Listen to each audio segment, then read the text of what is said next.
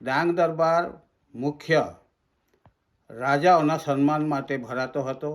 પાછળથી મેળાના સ્વરૂપોમાં એ દરબારનું આયોજન થવા માંડ્યું. આ વર્ષે થોડી એક વિશેષ વ્યવસ્થા એ કરવામાં આવી છે કે પહેલેથી એ લોકોને પ્લોટ ફાડી દેવામાં આવ્યા છે અને કોઈ પણ જાતના જે સાધનો જે છે, મનોરંજનના સાધનો જે છે, એમાં કોઈ ફોલ્ટ નહીં આવે એના માટે પણ અમે લોકોએ તૈયારી કરી છે. SDRFની એડવાન્સ ટીમ અમે લોકોએ બોલાવી દીધી છે, જેથી કોઈ દુર્ઘટના ઘટે તો તરત જ એ લોકો એક્શનમાં આવી જઈને ઓછામાં ઓછું નુકસાન થાય તેવી વ્યવસ્થા એ લોકો કરી શકે એમ છે.